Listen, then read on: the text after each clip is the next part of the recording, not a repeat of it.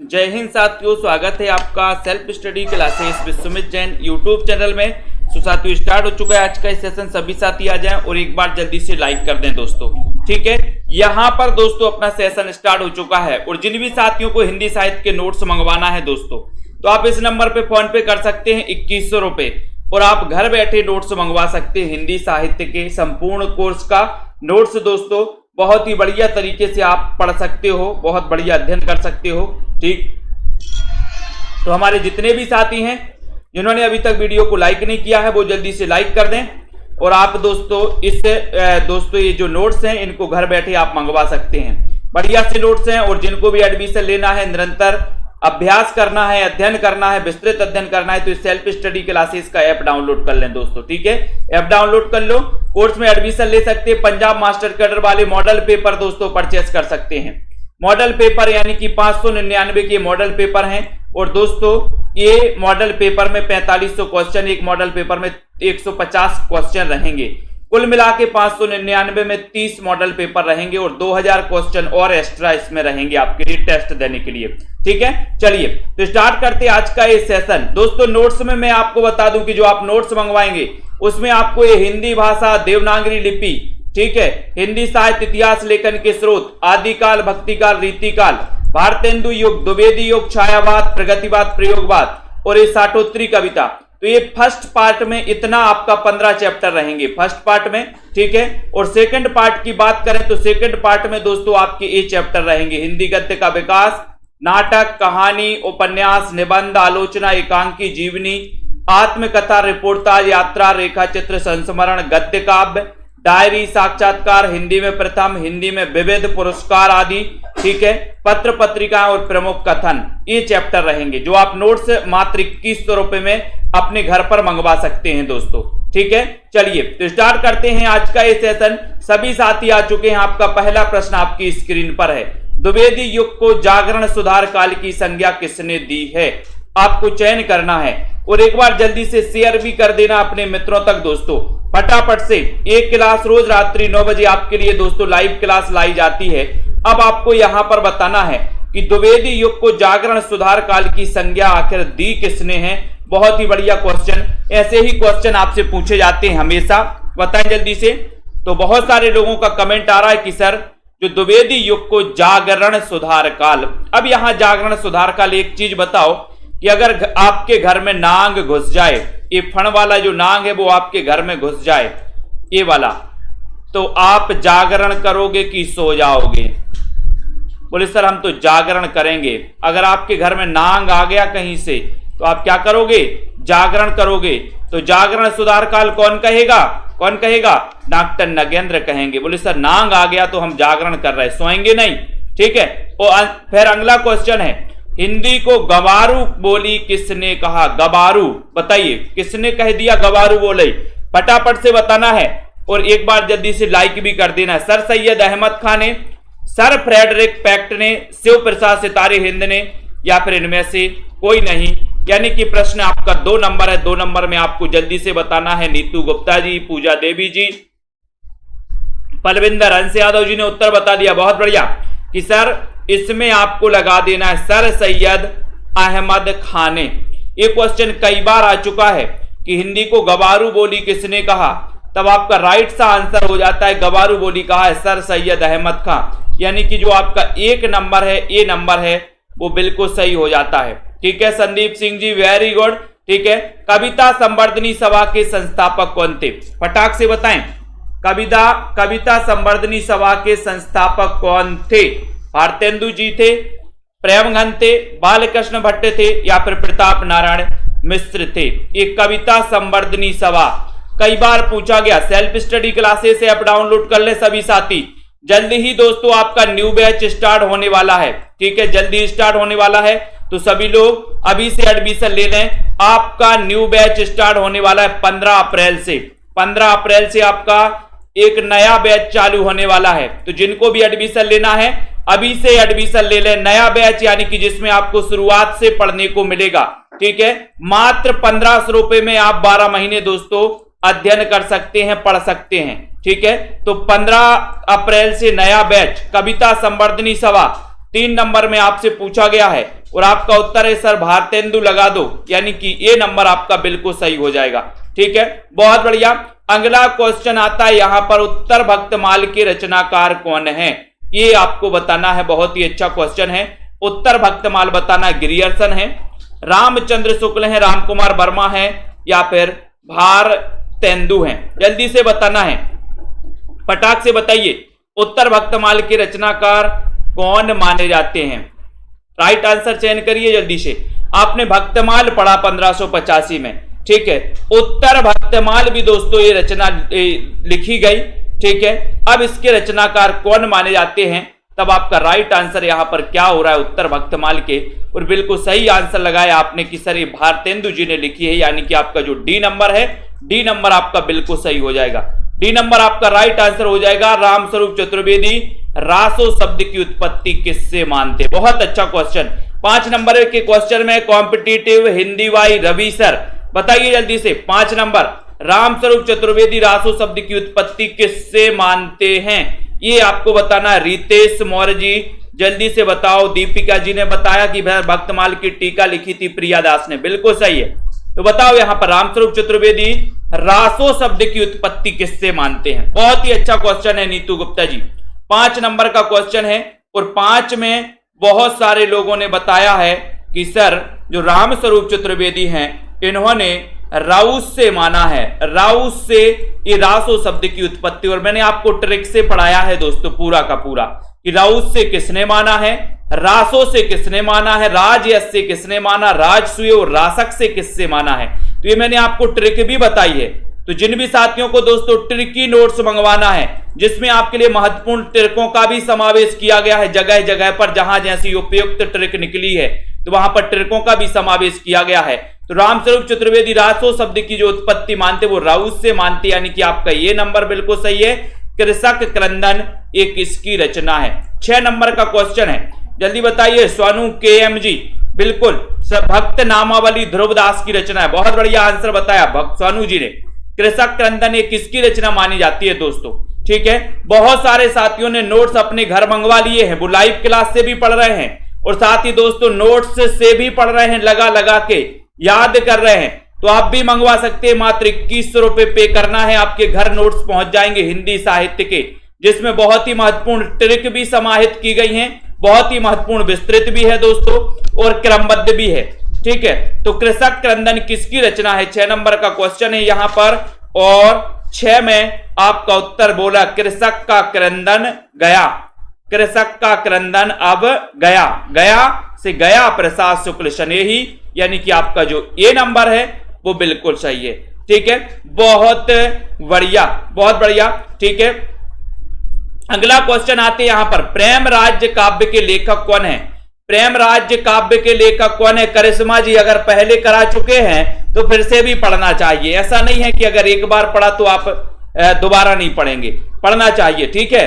और प्रेम राज्य काव्य के लेखक कौन है, आप तब सही है जब आप पहले पढ़ चुके हैं और आपका एक भी प्रश्न गलत ना हो, तब तो बहुत अच्छी बात है। और अगर गलत हो रहे हैं तो पहले का पढ़ना कोई नहीं है और एक बार पढ़ना नहीं। सेल्फ स्टडी क्लासेस का दोस्तों एक ही नारा है कि एक पुस्तक को 50 बार पढ़ना है, 50 पुस्तकों को एक बार नहीं पढ़ना है, ठीक है, समझ गए। प्रेम राज्य काव्य के लेखक कौन है ये आपको बताना है। ये प्रश्न क्रमांक 7 नंबर का क्वेश्चन है, प्रेम राज्य, ठीक है। बोले जय शंकर, जय शंकर। बोले सर अगर जय शंकर की सभी लोग पूजा करेंगे और प्रसाद खाएंगे तो प्रेम राज्य दोस्तों हो जाएगा, है ना। प्रेम राज्य, राज्य में प्रेम फैल जाएगा, ये नंबर सही है। 1889 में जिनका जन्म हो जाता है, छायावाद के जो प्रवर्तक माने जाते हैं, ये भी अपन को याद कर लेना है। बलजीत जी बिल्कुल सही है। अवध का किसान कवि किसे कहा जाता है। प्रश्न क्रमांक 8 का उत्तर, अवध का किसान कवि किसे कहा जाता है, ये आपको बताना है। बिल्कुल बार बार अध्ययन करना चाहिए, बार बार अध्ययन करोगे बहुत सारी चीजें हैं जो आपकी अच्छी और क्लियर होती जाती हैं। अवध का किसान कवि किसे कहा जाता है, त्रिलोचन को, मुक्तिबोध को, अज्ञे को, या फिर नाथुराम शर्मा शंकर को। ठीक है, ये आपको राजेश चौधरी जी बताना है, 8 नंबर का क्वेश्चन बताना है। और आपने शुरुआत से तो पढ़ते आ रहे हो कि करत करते अभ्यास के जड़मती होत सुजान, पढ़ते आ रहा ना, ये कब से पढ़ते आ रहे। तो करत करत अभ्यास का मतलब क्या है कि उन चीजों को बार बार पढ़ने से, अभ्यास करने से आपके माइंड में वो चीजें सेट हो जाती हैं, ठीक है। और जो आपका 2, 3, 4 नंबर से सिलेक्शन रुकता है वो इसलिए रुकता है कि आप एक बार पढ़ते हो, 2 बार पढ़ते हो, बस उसके बाद आगे पढ़ने का मन ही नहीं करता। तो यहां पर अवध का किसान कवि किसे कहा जाता, 8 नंबर का क्वेश्चन कहा जाता है त्रिलोचन। अब त्रिलोचन का वास्तविक नाम आपको बताना है। देखो रितेश जी बता रहे पहले से कि सर आप तो पूछने ही वाले हो, ये है ना, समझने लगे हैं अब तो सब लोग, ठीक है। तो इनका वास्तविक नाम है वासुदेव सिंह, यानी कि आपका जो ए नंबर है वो बिल्कुल सही उत्तर हो जाएगा। विकलांग श्रद्धा का दौर रचना के लेखक कौन है, बताइए यहां पर कमलजीत जी। अब बताओ, ये नंबर लगा दो, अब बताइए जल्दी से, फटाफट से एक बार लाइक कर दो, शेयर भी कर दिया करो अपने मित्रों तक। जिन भी साथियों को कोर्स में एडमिशन लेना है 15 अप्रैल 2022 न्यू कोर्स आपका न्यू बैच स्टार्ट होने वाला है दोस्तों, ठीक है। तो न्यू बैच में जिसको भी एडमिशन लेना और पढ़ना है शुरुआत से तो आप पढ़ सकते हो, मात्र 1500 में 12 महीने के लिए दोस्तों रेगुलर। विकलांग श्रद्धा का दौर 9 नंबर का क्वेश्चन है और आपने बताया कि सर हरिशंकर परसाई लगा दो। विकलांग श्रद्धा के दौर में हमने परसाई की है, बोले सर श्रद्धा के दौर में हमने क्या की है, परसाई की है, परसाई, ठीक है। सी नंबर प्रगतिशील साहित्य के मानदंड, इसके लेखक कौन है, 10 नंबर का क्वेश्चन। प्रगतिशील साहित्य के मानदंड के लेखक कौन माने जाते हैं, बहुत ही अच्छा क्वेश्चन पूछा गया यहां पर। अरुण राजपूत जी, पूर्वी जी, बताइए जल्दी से बताना है और सही आंसर क्या हो जाएगा यहां पर, प्रगतिशील साहित्य के मानदंड। अब यहां पर क्वेश्चन आपका गलत नहीं होना चाहिए, 10 नंबर का क्वेश्चन है, प्रगतिशील साहित्य के मानदंड आपसे पूछा गया है, मुक्तिबोध की रचना है या फिर रांगे राघव की है। देखते हैं कौन कौन बता रहा है, कौन कौन बता रहा है यहां पर सही आंसर, या फिर रामविलास शर्मा का है। तो बहुत सारे लोग जिन्होंने ये बताया प्रगतिशील साहित्य के मानदंड, ये इसके जो लेखक हैं दोस्तों ये है रांगे राघव, यानी कि ये नंबर आपका यहां पर रांगे राघव सही हो जाएगा, ये नंबर, ठीक है। प्रगतिशील साहित्य के मानदंड, इसकी आंसर आपका रांगे राघव होगा, ठीक है, बहुत बढ़िया। अब यहां पर आते हिंदी भाषा की बोलियों के वर्गीकरण के आधार पर छत्तीसगढ़ी बोली है। छत्तीसगढ़ी बोली बताना है आपको, पूर्वी हिंदी है, पश्चिमी हिंदी है, पहाड़ी हिंदी है या फिर राजस्थानी हिंदी है, बताओ। हिंदी भाषा की बोलियों के वर्गीकरण के आधार पर छत्तीसगढ़ी बोली बताना है। अपन ने पढ़ा भी था, क्या पढ़ा था, ABC यानी अवधी बघेली, सी से छत्तीसगढ़ी, ठीक है। ये किसकी मानी जाती है, ABC मानी जाती हैं पूर्वी हिंदी की, और अपन ने एक ट्रिक और बनाई थी पूर्वी हिंदी की, अब छत्तीसगढ़ी। तो अब से अवधी है ना, आ से अवधी, बा से बघेली और छत्तीसगढ़ी से छत्तीसगढ़ी। तो पूर्वी हिंदी की अब छत्तीसगढ़ी, पश्चिमी हिंदी की कानों की खड़ी बुंदेली ब्रजभान हरि के पास, ठीक है। पहाड़ी हिंदी में आपने देखी है दोस्तों कुमाऊनी गढ़वाली, और राजस्थानी हिंदी भी आपने पढ़ी है। तो आपका यहां पर ABC हो जाएगा, यानी कि आपका उत्तर ए नंबर पूर्वी हिंदी सही हो जाएगा। किसके भक्ति परक गीतों का संकलन अभंग के नाम से जाना जाता है, बताओ। अभंग के नाम से जाना जाता है नामदेव, सहजोबाई, कबीर या फिर दादू दयाल के। प्रश्न बहुत ही बढ़िया है, जल्दी से एक बार लाइक करिए। किसके भक्ति परक गीतों का संकलन अभंग के नाम से जाना जाता है, लखविंदर जी बताना है आपको। अपूर्वा जी, राइट आंसर क्या हो जाएगा बताइए। सुनील कुमार जी, पायल रानी जी, शिव कुमार जी, सभी लोग बताएं। 12 नंबर का क्वेश्चन है, किसके भक्ति परक गीतों का संकलन अभंग के नाम से जाना जाता है, और उत्तर चलता है कि सर जो नाम है वो भंग नहीं होनी चाहिए, अभंग नाम कैसा रहनी चाहिए, अभंग, ठीक है। तो आपका उत्तर हो जाएगा नामदेव, यानी कि आपका 1 नंबर जो है अभंग के नाम से नामदेव की दोस्तों गीतों का संकलन जाना जाता है। महादेवी वर्मा बौद्ध दर्शन से प्रभावित इनकी रचना कौन सी है? महादेवी वर्मा की जब भी बात आती है तो 1907 में इनका जन्म हुआ था। 1907 में किसका? महादेवी वर्मा का। ठीक है, ये भी याद रख लेना। यामा के लिए इन्हें ज्ञानपीठ पुरस्कार भी मिला था दोस्तों। कब मिला था? तो आपको पता है कि सर 1982 में मिला था। ठीक है, किसको? महादेवी वर्मा को। इनकी बौद्ध दर्शन से प्रभावित जो रचना है वो रचना कौन सी है? निहार, नीरजा, सांदगीत या फिर रश्मि, यानी कि 13 नंबर का क्वेश्चन है। 13 में आपका उत्तर हो जाएगा रश्मि, यानी कि जो डी नंबर है रश्मि वो बिल्कुल सही है। डी नंबर सही है। पा ध्वनि, पा ध्वनि का उच्चारण स्थान क्या है? पा ध्वनि का उच्चारण स्थान क्या है? 14 नंबर का क्वेश्चन है। दंत है, ओष्ठ, मूर्धा या फिर कंठ है? पा ध्वनि का उच्चारण स्थान क्या माना जाता है? बढ़िया सा क्वेश्चन है, जल्दी से बताइए एक बार और लाइक भी कर दीजिए। ठीक है, और दोस्तों जिन भी साथियों को एडमिशन लेना है 15 अप्रैल से न्यू बैच स्टार्ट होगा, यानी कि शुरुआत से हिंदी भाषा से पढ़ेंगे अपन। हिंदी भाषा और हिंदी साहित्य के इतिहास लेखन के स्रोत पढ़ेंगे। देवनागरी लिपि यहां से अपन स्टार्ट करेंगे। पा ध्वनि का उच्चारण स्थान बताना है तो अपन पढ़ना कचट तप। ठीक है, कचट तप पढ़ते हैं तो यहाँ पर पा जो वर्ग आता है ये ओष्ठ से इसका उच्चारण होता है, ओष्ठ से। ठीक है, तो पा से आपका ओष्ठ हो जाएगा, यानी कि आपका जो बी नंबर है वो बिल्कुल करेक्ट। Right answer. सरल क्वेश्चन है। शशांक शब्द का पर्यायवाची शब्द क्या है? 15 नंबर का क्वेश्चन है। शशांक शब्द का पर्यायवाची शब्द बताना है। सूर्य है, किरण है, चंद्रमा है या फिर बादल है? तो बताइए शशांक शब्द का पर्यायवाची जो शब्द है वो कौन सा शब्द माना जाता है? 15 नंबर के क्वेश्चन में बहुत ही बढ़िया क्वेश्चन है दोस्तों। यहां पर पूछा जाता है शशांक शब्द का पर्यायवाची शब्द कौन है? 15 का उत्तर चला जाता है कि सर चंद्रमा है, यानी कि आपका जो ये सी नंबर है ये बिल्कुल सही है। सी नंबर आपका राइट आंसर है। धरती अब भी घूम रही है, बताओ किसकी कृपा से? ये धरती अब भी घूम रही कहानी है, किसकी कृपा से घूम रही है? रतिपाल जी। किसकी कृपा से घूम रही है धरती? ज्ञान रंजन की कृपा से, विष्णु की कृपा से या फिर यशपाल की? किसकी कृपा से? अपन ने पढ़ा भी था, बताएं। लाइक करना है यहां पर। सीमा जी, दीपिका जी बताइए 16 नंबर के क्वेश्चन में धरती अब भी घूम रही है। बहुत ही अच्छा क्वेश्चन है, बहुत ही बढ़िया क्वेश्चन पूछा गया और लगभग सभी से बनागा कि सर विष्णु की कृपा से धरती अब भी घूम रही है, यानी विष्णु प्रभाकर। हिंदी का प्रथम ज्ञानपीठ पुरस्कार किस कवि को मिला? बहुत अच्छा क्वेश्चन। 17 नंबर का क्वेश्चन है ना, ये आपको बताना था। एक क्वेश्चन पूछा गया था कि हिंदी का प्रथम ज्ञानपीठ पुरस्कार किस रचना को मिला? एक बार ऐसा पूछा गया था। अब आपसे पूछ लिया गया कि हिंदी का प्रथम ज्ञानपीठ पुरस्कार किस कवि को मिला और किस रचना के लिए मिला? किरण गुप्ता जी, ये भी आपको बताना है। बताइए। नेहा जी, राइट आंसर यहां पर क्या हो जाएगा? आशा कुमावत जी, सभी लोग बताएंगे हिंदी का प्रथम ज्ञानपीठ पुरस्कार किस रचना के लिए मिला है। बहुत ही बढ़िया क्वेश्चन आपसे पूछा गया है और सभी लोगों ने बताया कि सर वो रचना थी चिदंबरा। ठीक है, चिदंबरा रचना थी, चिदंबरा। और दोस्तों इसके लिए सबसे पहले 1968 में ये पुरस्कार मिला और ये रचना किसकी थी?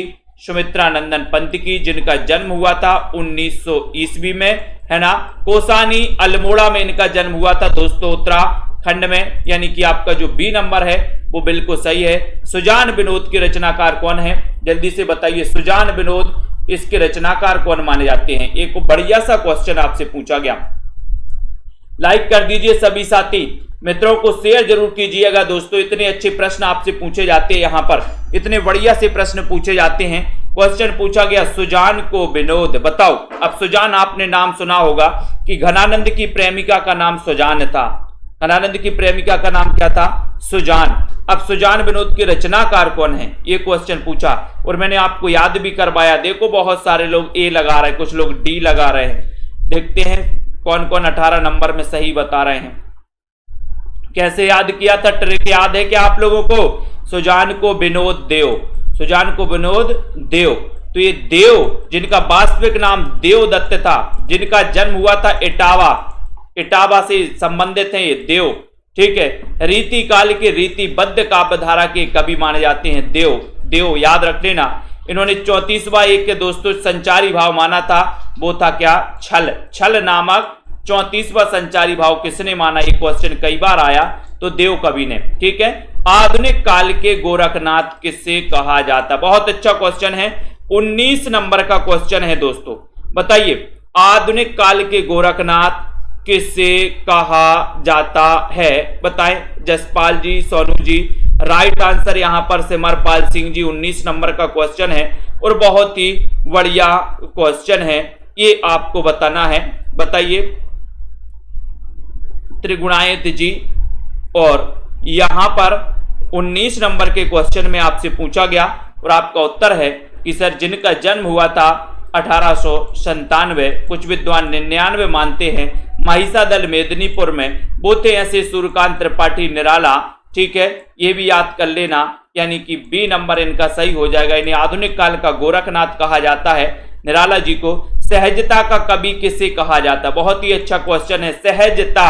बताइए, तो यहां पर 20 नंबर का क्वेश्चन और मैंने आपको याद भी करवाया है, कई बार ट्रिक से भी याद करवाया है। कुमारी नेहा जी, बताइए यहां पर राइट आंसर आपका क्या हो जाएगा? सृष्टि ठाकुर जी। प्रश्न क्रमांक 20 है और आपने याद किया था कि सर भवानी का प्रसाद सहज में नहीं मिल पाता, सहज में नहीं मिलता है ना। भवानी के प्रसाद के लिए बोले सर तपस्या करनी पड़ती है। भवानी का प्रसाद चाहिए तो तपस्या करिए, सहज में नहीं मिलेगा भवानी का प्रसाद। तो सहज से सहजता का कवि, और वो कहा जाता है भवानी प्रसाद मिश्र को। कोई बताएगा इनका जन्म कब हुआ था? देखते हैं कौन बता रहा है। मैंने कई बार याद करवाया है। चांदी का जूता मारना मुहावरे का सही अर्थ क्या है? बहुत अच्छा क्वेश्चन, 21 नंबर का क्वेश्चन है। प्रीति पुरोहित जी, सभी लोग बताएंगे राइट आंसर यहां पर क्या हो जाएगा? जल्दी से बताएं फटाफट से।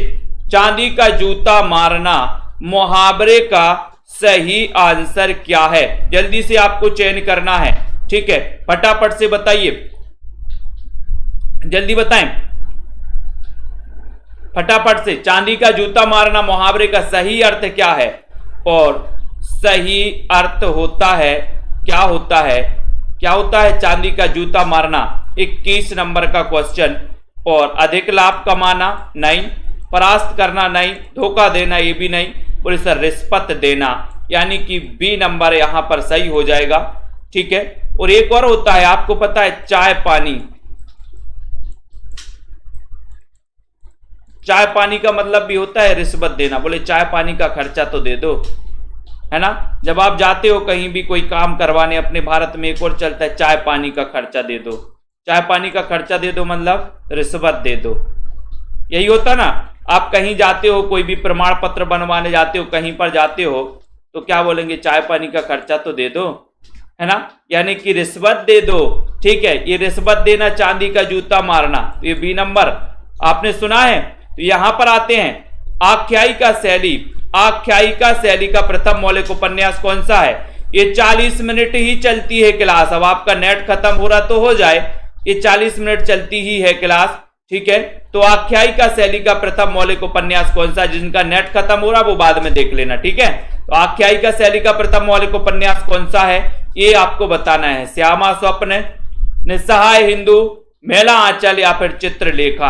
22 नंबर का क्वेश्चन है, सभी लोग बताएंगे। पूजा रानी जी, शिव कुमार जी बताएं राइट आंसर क्या हो जाएगा? यहां पर बुलडोजर बाबा आ गए, बहुत बढ़िया। 22 नंबर मंत्री जी आ गए, मतलब क्लास में। 22 नंबर का क्वेश्चन है और 22 नंबर का क्वेश्चन है कि सर आख्यायिका शैली में प्रथम मौलिक उपन्यास है श्यामा स्वप्न। श्यामा स्वप्न के रचनाकार कौन है, ये आपको बताना है। वो बता दिया ठाकुर जगमोहन, बहुत बढ़िया। ये नंबर उतना वह सूरज है कि रचनाकार यानी कि जो लेखक हैं वो कौन है? उतना वह सूरज है। सभी लोग बताएं, अनिल कुमार जी कंफ्यूज ना हो। आधुनिक काल का गोरखनाथ निराला को ही कहा जाता है। ठीक है, आधुनिक काल का कबीर नागार्जुन को कहा जाता है। प्रश्न क्रमांक 23 नंबर का क्वेश्चन है, उतना वह सूरज है रचना के लेखक कौन है, ये आपको बताना है। जल्दी से बताइए। प्रश्न क्रमांक 23 नंबर का क्वेश्चन है। अनुराग जी, अनीता सिंह जी, सभी लोग बताएंगे। वीरेंद्र जी प्रजापति 23 नंबर का। जिन भी साथियों को नोट्स मंगवाना है अपने घर, ठीक है, आप दोस्तों ये टर्की जो नोट्स हैं जहां पर आपको बहुत बढ़िया ट्रिकों का भी समावेश किया गया है, आप मंगवा सकते हैं अपने घर में। उतना वह सूरज है रचना के लेखक कौन है? तो 23 नंबर के क्वेश्चन में आपने बिल्कुल करेक्ट आंसर लगाया, भारत भूषण अग्रवाल। भारत में उतना वह सूरज है, ठीक है, बिल्कुल सही है। जिस छंद के पहले 4 चरणों में रोला और बाद में दोस्तों 2 चरण में उल्लाला होता है, उल्लाला होता है, इसमें 24-28 मात्राओं के योग से 52 मात्राएं होती हैं, वो छंद कौन सा है बताओ।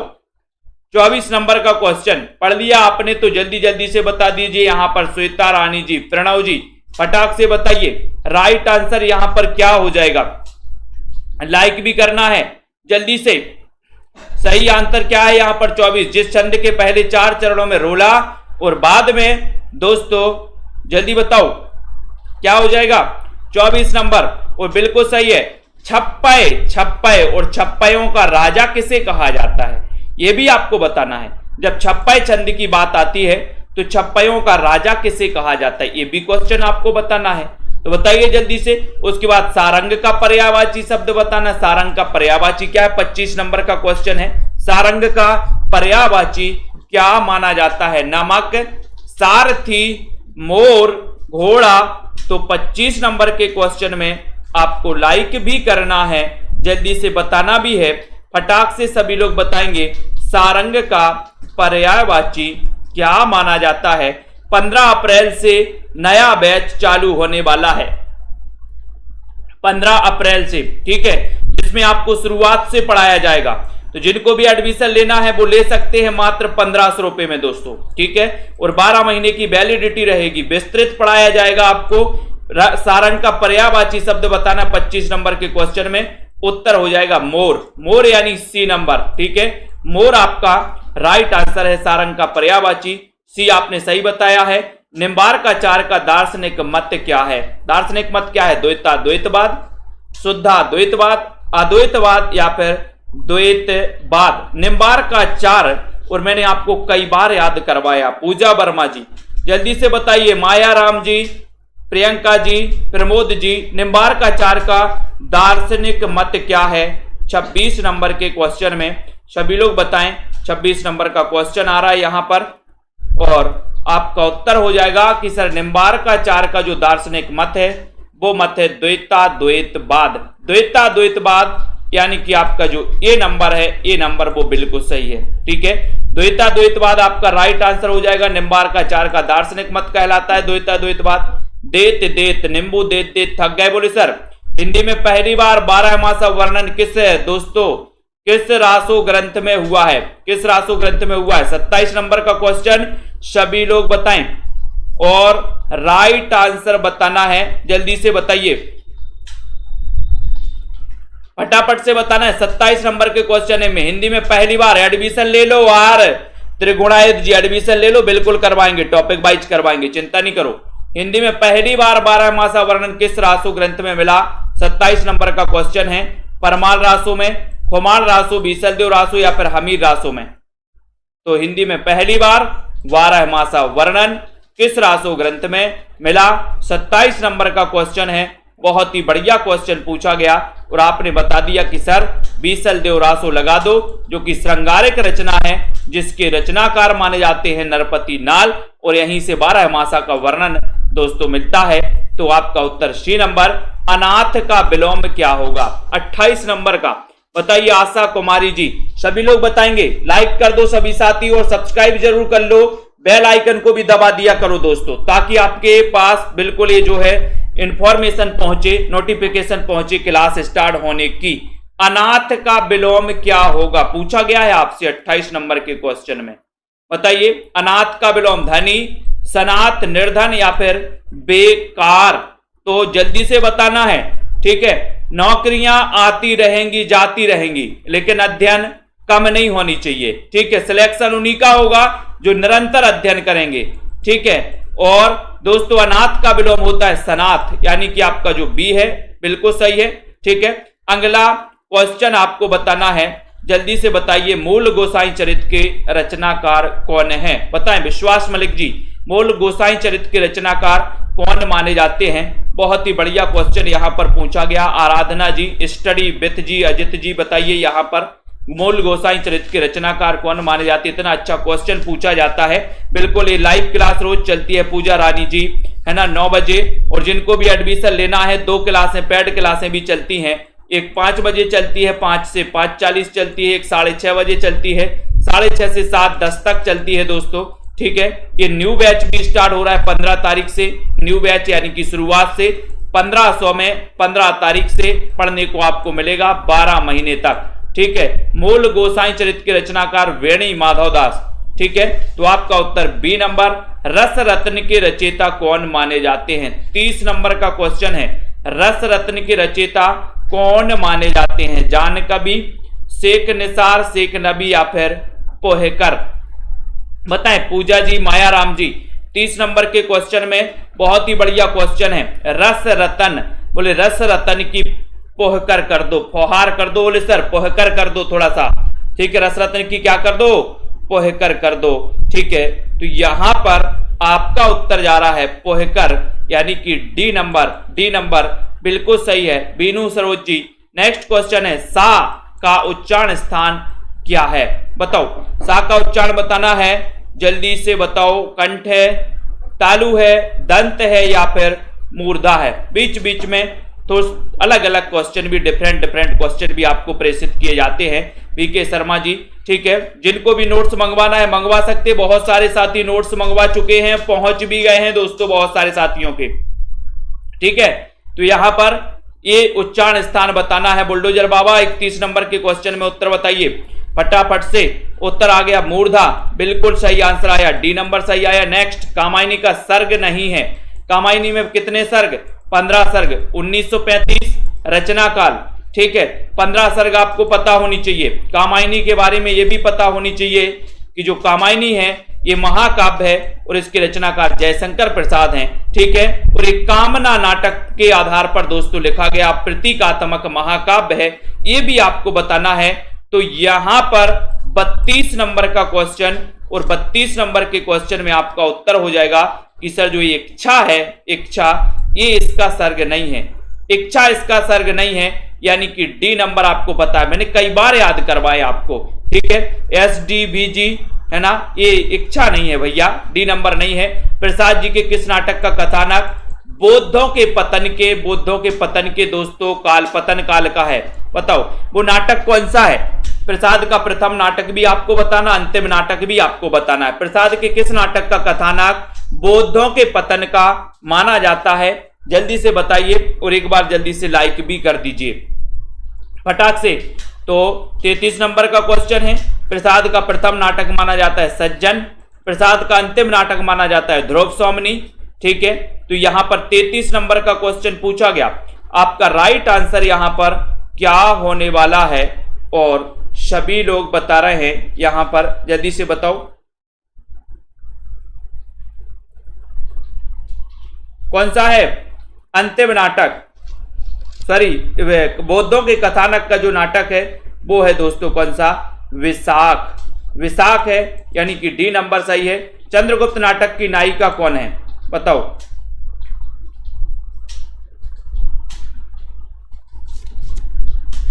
जल्दी से बताना है।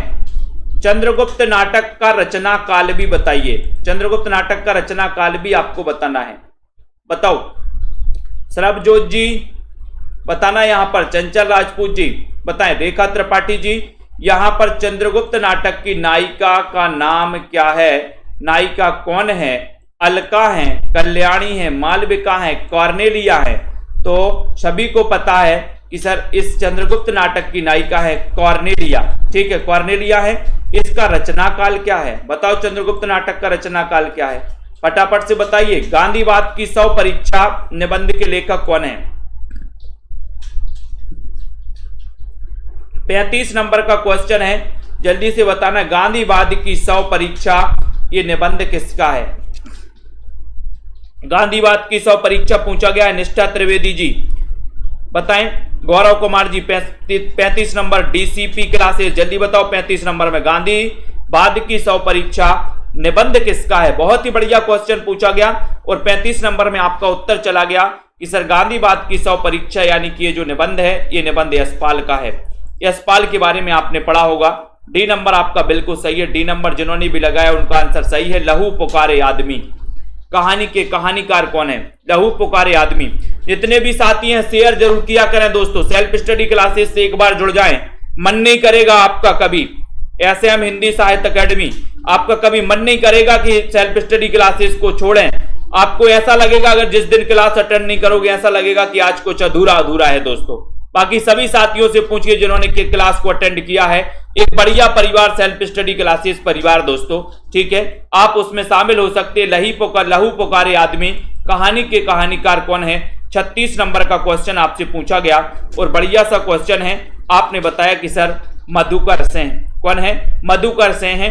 डी नंबर आपका सही है। मधुकर सिंह आपका राइट आंसर हो जाएगा। बांग्ला कहानी सैलसीमा बेगम का हिंदी रूपांतरण, हिंदी रूपांतरण है तो कौन सा है दोस्तों? कौन सा है? रसिया वालम है।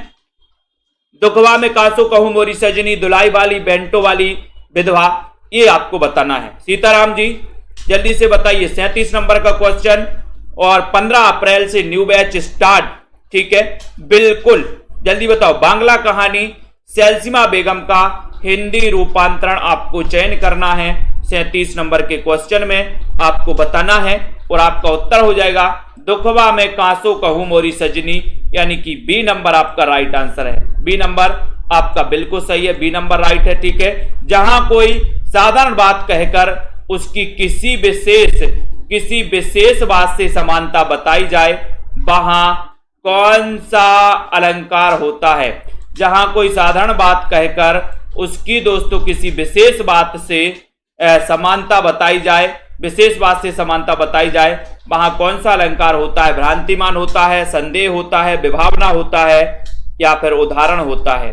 बताइए। साहित्य सेवा जी, प्रीति जी पुरोहित जल्दी से बताएं। गीता जी, रजनी शर्मा जी, राइट आंसर यहां पर क्या है? 38 नंबर का क्वेश्चन है। बहुत ही बढ़िया क्वेश्चन है और आपको पता ही है कि सर यहां पर डी नंबर लगा दो। बहुत ही बढ़िया आंसर आया। दारसू शर्मा जी डी नंबर लगा दिया। डी नंबर ठीक है। एक सड़क 57 गलियां रचना के लेखक कौन है? 39 नंबर का क्वेश्चन। एक सड़क 57 गलियां, जसमेल जी बताएं। रीता कांत जी, अनुराग जी, वीणा जी। 39 नंबर का क्वेश्चन बढ़िया सा पूछा गया। एक सड़क 57 गलियां और जल्दी से बताना है दोस्तों। हिंदी साहित्य के कोर्स में एडमिशन लेना है तो आप 1500 में 12 महीने 1500 में 12 महीने की वैलिडिटी के साथ अध्ययन कर सकते हैं, ठीक है। और अगर कोर्स मंगवाना है तो आप 2100 रुपए में दोस्तों नोट्स मंगवा सकते हैं। प्रिंट वाले नोट्स आपके घर पहुंच जाएंगे। एक सड़क 57 गलियां, 39 नंबर का क्वेश्चन। बोले सर एक सड़क 57 गलियों में क्या खिला? बोले कमल खिला। कमल, तो कमल से क्या हो जाएंगे? कमलेश्वर, कमलेश्वर हो जाएंगे। यानी कि आपका जो बी नंबर है ना, ये बी नंबर बिल्कुल सही हो जाएगा। कमलेश्वर आपका राइट आंसर चला जाएगा। बट वृक्ष की छाया में जीवनी साहित्य के लेखक कौन है दोस्तों? बताएं। बट वृक्ष की छाया में, इतना अच्छा क्वेश्चन पूछा गया और हमारे जितने भी साथी हैं, जितने भी दोस्तों निरंतर अध्ययन कर रहे हैं, बहुत ही बढ़िया तरीके से अध्ययन करते रहें। इसी प्रकार से लाइव क्लासों के माध्यम से दोस्तों सेल्फ स्टडी क्लासेस में ये दोस्तों क्लास निरंतर चलती है। बट वृक्ष की छाया में आपसे क्वेश्चन पूछा गया है। इतना बढ़िया सा क्वेश्चन पूछा गया। लाइक जरूर करिए सभी साथी, है ना। और आपका उत्तर हो जाएगा कुमुद नागर द्वारा ये जीवनी साहित्य दोस्तों लिखा गया। लेकिन ये किसके जीवन पर लिखा गया ये भी आपको बताना है। बताइए किसके जीवन पर लिखा गया? फटाफट से बताएंगे, उसके बाद आगे बढ़ेंगे। गालिब छूटी शराब आत्मकथा के लेखक कौन है? गालिब छूटी शराब, रविंद्र कालिया, भगवती चरण वर्मा, कमलेश्वर या फिर डॉक्टर नगेंद्र। बताओ। गालिब छूटी शराब, गालिब छूटी शराब इस आत्मकथा के लेखक कौन माने जाते हैं? 41 नंबर का क्वेश्चन है। जल्दी से बताना है, फटाफट से बताइए जल्दी से। सिमी टंडन जी संपर्क कर सकते हैं, नीचे नंबर लिखा है। गालिब छूटी शराब इसके आत्मकथा के लेखक कौन है? 41 नंबर का क्वेश्चन है। बढ़िया सा यहां पर प्रश्न आपसे दिया गया है। और गालिब छूटी शराब, तो बताओ उत्तर क्या हो जाएगा? जब कालिया बन जाती है ना, कालिया कौन? ये रविंद्र कालिया, ठीक है, गालिब छूटी शराब, ठीक है, तो ये याद रख लेना है, कालिया, गालिब छूटी शराब। बोले कैसे छूटी शराब? बोले सर कुछ ना मत पूछो, पत्नी कालिया बन गई थी। पत्नी अगर कालिया बन जाए तो शराब और आप सब छूट जाती है, ठीक है, शराब छूट जाती है। तो रविंद्र कालिया, ये गालिब छूटी शराब, रविंद्र कालिया, ठीक है। ये नंबर पिंजरे में मैना आत्मकथा की लेखिका कौन है, ठीक है।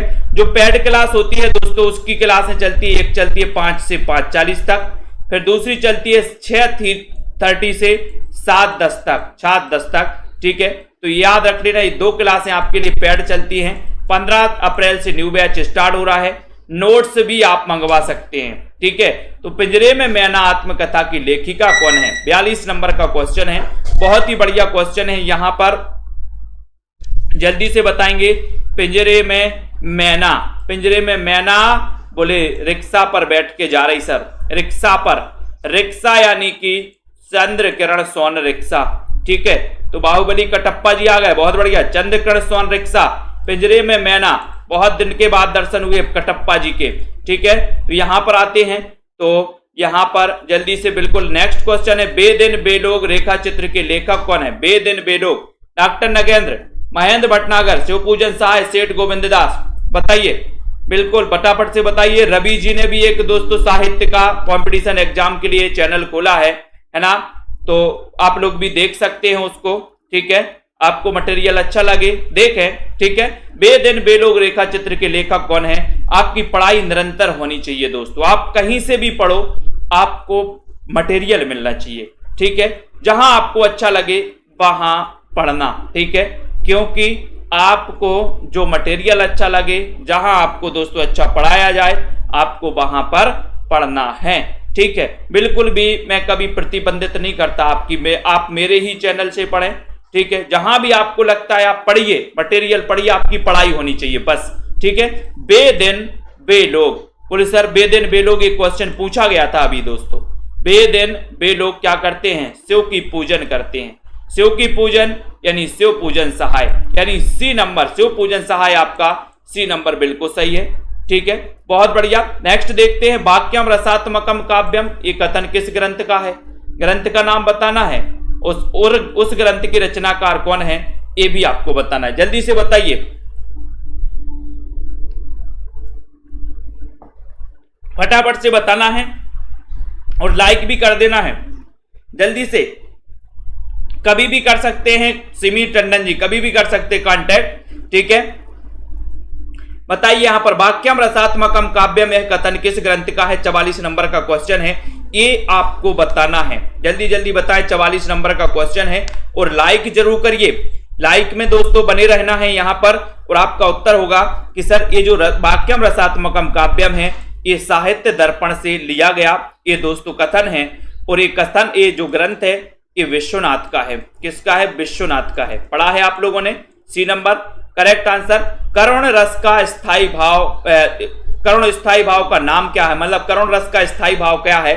सीधा सीधा क्वेश्चन ये है, करुण रस का स्थायी भाव बताना है आपको। आपको करुण रस के जो है स्थायी भाव पता होनी चाहिए सभी, सॉरी स्थायी भाव जितने भी हैं वो सभी को पता होनी चाहिए। विकास भारती जी बताओ करुण रस का स्थायी भाव क्या है? 45 नंबर का क्वेश्चन है और बढ़िया सा क्वेश्चन यहां पर पूछा गया है। सृष्टि ठाकुर जी, तनु जी, साहित्य सेवा जी, उपमा चौधरी जी, इतना अच्छा क्वेश्चन। करुण रस का स्थायी भाव अपने सभी साथियों को बता दें कि 15 तारीख से न्यू बैच स्टार्ट कर रहे हैं अपन, 15 अप्रैल से, ठीक है। तो करुण रस का स्थायी भाव, उसके पहले दोस्तों आप लोग एडमिशन ले लें 45 नंबर का क्वेश्चन में। और आपको पता है कि सर करुण का स्थायी भाव है शोक, ठीक है। जिनमें से दोस्तों आपके एक दो ऐसे दोस्तों रस हैं जिन्हें आपसे पूछे जाते हैं। संतोष जी, ठेस शब्द क्या है? ठेस संकर शब्द है, तत्सम है, तद्भव है या फिर देशज है? 46 नंबर का क्वेश्चन है, ठेस शब्द के बारे में आपको बताना है। ये ठेस शब्द है तो क्या है? कमलाकांत जी, पूनम जी बताइए, अरुण जी, सभी लोग बताएंगे। विकास भारती जी, रतिपाल जी, लाइक कर देना है। सीताराम मीना जी, जाहिद अली जी, सभी लोग बताएं।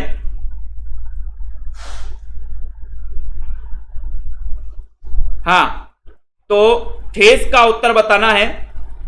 46 नंबर के क्वेश्चन में, और आपका उत्तर हो जाता है देशज। देशज यानी कि डी नंबर, देशज डी नंबर आपका सही है, देशज राइट आंसर है। ना है वो पढ़ें। और आपका दोस्तों आपको बताना है कि मुहावरा किस भाषा का शब्द है, जल्दी से बताएंगे। और एक बार जल्दी से लाइक भी करना है। मुहावरा किस भाषा का शब्द है, सभी लोग बताएं। सब्सक्राइब कर ले सभी साथी, और एक बार बेल आइकन को भी दबा दें। मुहावरा किस भाषा का शब्द है, फारसी का है, अरबी का है, हिंदी का है, या फिर उर्दू का है। कई बार एक क्वेश्चन पूछा जा चुका है 47 नंबर के क्वेश्चन में, और 47 में आप लोगों ने बताया कि सर जो मुहावरा है ये अरबी भाषा का है, क्योंकि मुहावरा तो कितने होते हैं, बोले सर अरबों मुहावरा हैं। अरबों मुहावरा है ना, आपने पढ़े होंगे। तो अरबों मुहावरा है, तो मुहावरा अरबी भाषा का शब्द होगा, अरबी भाषा का, यानी कि उत्तर आपका यहां पर बी नंबर चला जाएगा। ठीक है, इसको भी अपन को याद कर लेना है। अब यहां पर आते हैं उर्दू किस भाषा का शब्द है। बहुत ही अच्छा क्वेश्चन है दोस्तों, 48 नंबर का क्वेश्चन है, उर्दू किस भाषा का शब्द है, ये क्वेश्चन आपसे पूछा गया है। देखते हैं सबसे पहले कौन आंसर बता पाता है। उर्दू किस भाषा का शब्द माना जाता है। रीना मंडियाल जी, मलकित जी, अनीता सिंह जी, कमलाकांत जी, सभी लोग बताएंगे। बुलडोजर बाबा जल्दी से बताइए, उर्दू किस भाषा का शब्द है। और बहुत सारे लोग बता रहे कि सर जो उर्दू है ये तुर्की भाषा का शब्द है। तुर्की यानी कि आपका जो ये नंबर है, ये नंबर आपका सही हो जाएगा। उर्दू जो है तुर्की भाषा का शब्द माना जाता है।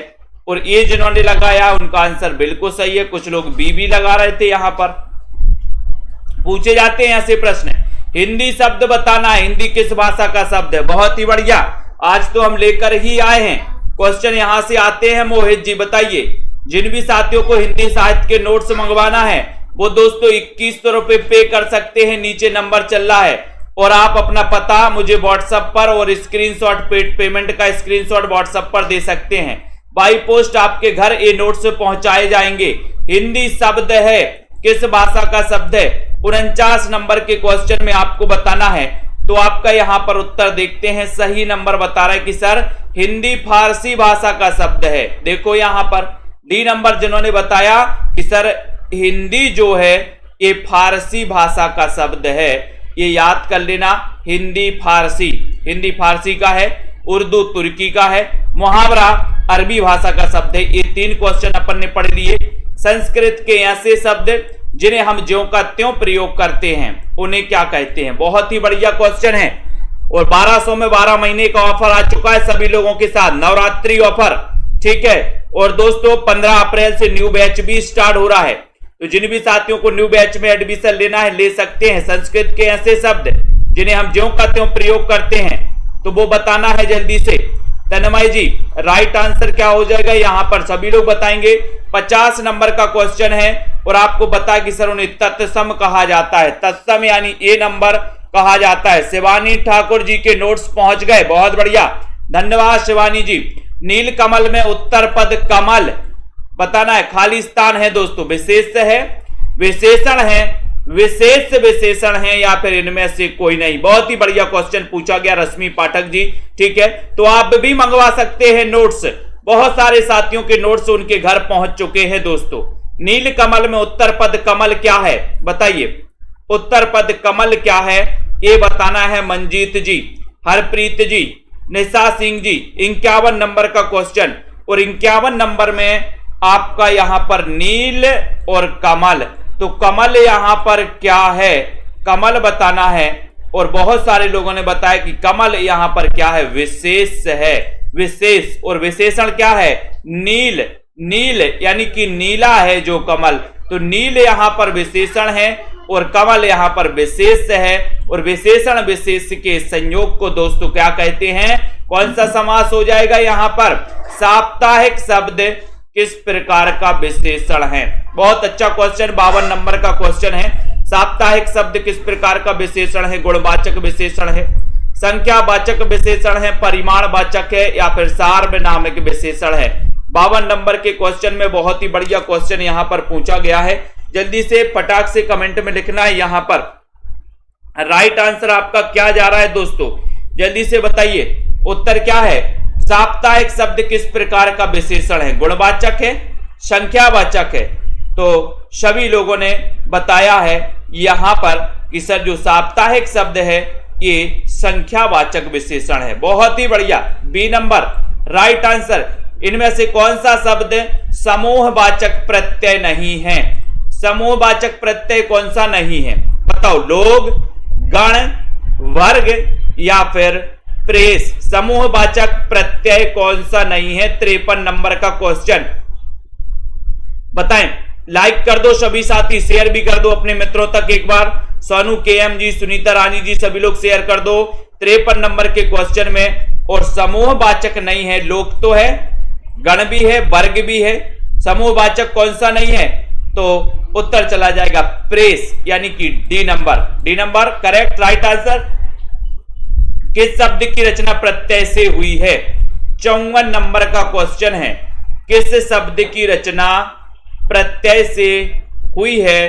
कुसुम, चप्पल, लिखावट या फिर सुमन? तो बताएं किस शब्द की रचना प्रत्यय से हुई है? डॉक्टर रिंकी वर्मा जी, अमित सिंह जी, सभी लोग बताएंगे यहां पर प्रत्यय से किसकी हुई है। बुल्डोजर बाबा बताएं, सृष्टि ठाकुर जी, मंजू यादव जी, लाइक करना। यहां पर 54 नंबर का क्वेश्चन है और आपका सही आंसर आ गया कि सर लिखावट की जो रचना हुई है वो प्रत्यय से हुई है, यानी कि आपका सी नंबर। आचार्य भरत ने कितने अलंकारों का उल्लेख किया है? वो अलंकारों के नाम भी आपको बताना है। बताइए कमलाकांत जी, राइट आंसर यहां पर क्या हो जाएगा? सभी लोग बताएंगे। इतने अच्छे क्वेश्चन आपको दोस्तों यहां पर आ रहे हैं कि आचार्य भरत ने कितने अलंकारों का उल्लेख किया है। अच्छा सा क्वेश्चन आपसे पूछा गया है। देखते हैं कौन कौन सही आंसर बता पाता है, कौन कौन इसमें नहीं बता पाता है। तो राइट आंसर जा रहा है कि सर आचार्य भरत ने 4 अलंकार बताए हैं, 4 अलंकारों का उल्लेख किया है, यानी कि आपका जो बी नंबर है ये बिल्कुल सही है। बी नंबर आपका राइट आंसर है। और आपको बताना कि वो अलंकार कौन कौन से हैं, 4 अलंकार बताओ। अनुप्रास अलंकार के कितने भेद होते हैं दोस्तों? 56 नंबर का क्वेश्चन। ये छोटे छोटे प्रश्न कई बार पूछे जाते हैं। अनुप्रास अलंकार तो आपने पढ़ा है, लेकिन आपको बताना कि ये कितने प्रकार का होता है, ऐसा भी आपको बताना है। बताइए उपमा, रूपक, दीपक और यमक। बिल्कुल सही आंसर आ गए हैं आप लोगों के। बताइए यहां पर राइट आंसर चयन करना है। और अनुप्रास अलंकार के कितने भेद होते हैं, ये क्वेश्चन यानी कि 56 नंबर का क्वेश्चन आपको बताना है। 56 नंबर में आपका राइट आंसर देखते हैं कौन बता पा रहा है सही। बिल्कुल सही बताया है शांति वर्मा जी, कमलाकांत, पूजा देवी जी की। सर ये नंबर में लगा दो। 5 होते हैं अनुप्रास अलंकार के भेद। कोई बताएगा कौन कौन से होते हैं? बताओ जल्दी से। ये नंबर तो आपका यहां पर राइट आंसर है। जब किसी अत्यंत प्रशंसर के लिए कोई बात बहुत प्रशंसा के लिए कोई बात बहुत बड़ा चढ़ाकर अथवा लोक सीमा का उल्लंघन करके कही जाए, तब वहां पर कौन सा अलंकार होता है ये बताना है। यानी कि सीधी सीधी सी बात है कि जहां पर बड़ा चढ़ाकर वर्णन किया जाता है वहां पर कौन सा अलंकार होता है। बताएंगे कोई अनुप्रास अलंकार के 5 भेद किसको पता है? 57 नंबर के क्वेश्चन में बहुत ही बढ़िया क्वेश्चन पूछा गया 57 नंबर का। बताएं और एक बार लाइक भी कर दो सभी साथी, शेयर भी कर देना भाइयों। 57 नंबर के क्वेश्चन में पूछा गया और वहां पर अतिशयोक्ति अलंकार यानी कि ये नंबर बिल्कुल सही हो जाएगा। ये नंबर आपका राइट आंसर हो जाएगा। कौन सा अर्था अलंकार है? अर्था अलंकार कौन सा है? अनुप्रास, यमक, श्लेष या फिर उपमा? आपने शब्दा अलंकार भी पढ़े हैं दोस्तों, आपने अर्था अलंकार भी पढ़े हैं। अब यहां पर बताना कि कौन सा अर्था अलंकार है। अर्था अलंकार कौन सा है बताइए जल्दी से। बबीता देवी जी, अशोक प्रजापति जी, 58 नंबर के क्वेश्चन में यहां पर अर्था अलंकार कौन सा है, देखते हैं कौन कौन सही बता पाता है। और यहां पर बताया मुकेश शुक्ला जी ने। बताओ रश्मि पाठक जी ने, बिल्कुल सही है। आंसर है आपका उपमा। उपमा अर्थालंकार के अंतर्गत आता है। डी नंबर आपका बिल्कुल सही है। अतनु का पर्यायवाची शब्द कौन सा है? 59 में बताइए लवली ठाकुर जी, अतनु का पर्यायवाची शब्द कौन सा है? बताओ रोली सिंह जी, पिंकी बालाजी, दीपा रानी जी, सभी लोग बताएंगे। कमला कांति जी ने बताया है छेका, वृत्या, श्रुत्या, है ना, बिल्कुल लाटा, ये सभी दोस्तों 5 भेद माने जाते हैं अनुप्रास के। बहुत बढ़िया। अतनु का पर्यायवाची शब्द कौन सा है? अलका ठाकुर जी बताना है आपको, लाइक कर देना और एक बार जल्दी से बताइए अतनु का पर्यायवाची शब्द क्या है? 59 नंबर के क्वेश्चन में आपसे पूछा गया है और सीधा सीधा आंसर जा रहा है कि सर ये अतनु का पर्यायवाची है कामदेव। कामदेव सी नंबर बिल्कुल सही है। बहुत बढ़िया सरोज रावल जी, सरस्वती का पर्यायवाची बताइए। जिन भी साथियों को हिंदी साहित्य के विस्तृत नोट्स मंगवाना है, तिरकी नोट्स मंगवाना है, वो अपने घर मंगवा सकते हैं दोस्तों। एक ऐसा नोट्स जो दोस्तों आपको किसी एक बुक में नहीं मिलने वाला, किसी 2-4 बुक में इतना मटेरियल नहीं मिलने वाला, इतना क्रमबद्ध नहीं मिलने वाला, इतना दोस्तों बहुत अच्छा और बहुत अच्छी ट्रिक नहीं मिलने वाली। ऐसे नोट्स आप अपने घर मंगवा सकते हैं, ठीक है। मात्र 2100 रुपए पे करना है दोस्तों उसमें, और आपको स्क्रीनशॉट व्हाट्सएप पे देना है, नीचे नंबर चल रहा है, और अपना पता पूरा देना है। 1 सप्ताह के अंदर आपके घर नोट्स पहुंच जाएंगे। सरस्वती का पर्यायवाची यानी कि 60 नंबर के क्वेश्चन में आपको बताना है, और आपका उत्तर हो रहा है कि सर उपरोक्त सभी बाक, शारदा, भारती ये सभी माने जाते हैं। इच्छा का पर्यायवाची शब्द क्या होगा? 61 नंबर का क्वेश्चन, बहुत बढ़िया क्वेश्चन पूछा गया यहाँ पर। माया राम जी लाइक आंसर करते हुए शेयर जरूर करिए। इच्छा का पर्यायवाची आपको बताना है, जल्दी से बताएं क्या हो जाएगा। यहां पर आपका क्वेश्चन 61 नंबर का क्वेश्चन, इतना बढ़िया सा क्वेश्चन पूछा गया है। और इच्छा का पर्यायवाची होता है आकांक्षा। आकांक्षा यानी सी नंबर आपका बिल्कुल सही है। सी नंबर आपका राइट आंसर। इच्छा का पर्यायवाची आकांक्षा होता है। निम्न में से स्वदामनी का पर्यायवाची नहीं है। स्वदामनी का पर्यायवाची क्या नहीं है? बिजली, चंचला, क्षण प्रभा, सिलीमुख, कौन सा नहीं है? बताओ स्वदामनी का पर्यायवाची शब्द कौन सा नहीं है, ये आपको बताना है। जल्दी से बताइए सोमपाल जी, पुष्पा जी, ममता जी, क्या है यहाँ पर राइट आंसर? स्वदामनी का पर्यायवाची नहीं है। ये अच्छा क्वेश्चन पूछा गया अनिल कुमार जी, और आपका सीधा आंसर जा रहा है कि सर स्वदामनी 62 नंबर का क्वेश्चन है, और उत्तर हो जाएगा सिलीमुख, यानी कि डी नंबर आपका राइट आंसर है। ये पर्यायवाची नहीं है, ठीक है। तो डी आपका बिल्कुल सही है। खंडहर की आत्माएं, इसके रचनाकार कौन है? 63 नंबर का क्वेश्चन है। दीपा जी बताएं खंडहर की आत्माएं। सभी लोग सब्सक्राइब करके बेल आइकन को जरूर दबाया करें, ताकि नोटिफिकेशन आपके मोबाइल पर पहुंचे जब क्लास स्टार्ट हो। तो बताएं तो खंडहर की आत्माएं के रचनाकार कौन है? एक अच्छा क्वेश्चन पूछा गया है। दीपक जी, रजनी जी, सभी लोग बताएं, और लाइक करना है। Self study classes app download कर लें। 15 अप्रैल से न्यू बैच स्टार्ट होने वाला है। खंडहर की आत्मा, इसके रचनाकार कौन है? 63 नंबर के क्वेश्चन में आपका सीधा आंसर जा रहा कि सर खंडहर की आत्माएं कभी कभी जोश में आ जाती हैं। जोश में आ जाती हैं। तो ईला चंद्र जोशी, ठीक है। ये नंबर कितना बड़ा झूठ, ये कहानी किसकी है? कितना बड़ा झूठ, ये कहानी किसकी है? ममता कालिया की, उषा प्रियंवदा की, मन्नू भंडारी की, मृदुला गर्ग की। कितना बड़ा झूठ, ये बताओ। बहुत अच्छा क्वेश्चन है। 64 नंबर के क्वेश्चन में एक बार लाइक भी कर देना है, शेयर भी कर देना है। कितना बड़ा झूठ बताएं तन्मय जी, उषा प्रियंवदा या फिर ममता कालिया? देखते हैं कौन कौन यहां पर बता रहा है, बताएं। 64 नंबर के क्वेश्चन में बताएं। रेणु कुमारी जी, मंजू यादव जी, अरुण राजपूत जी, मोहित जी, और आपने बताया है कि सर कितना बड़ा झूठ। ये जो उत्तर हो जाएगा, ये किसका दोस्तों, ये किसकी कहानी है? कितना बड़ा झूठ,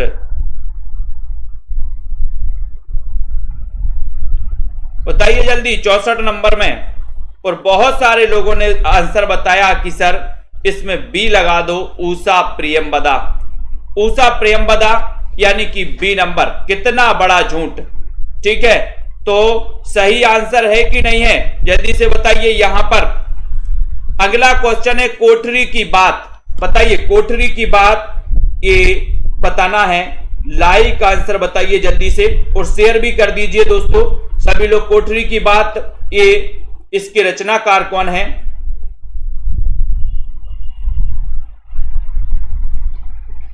जल्दी बताओ कोठरी की बात, इसके रचनाकार कौन है?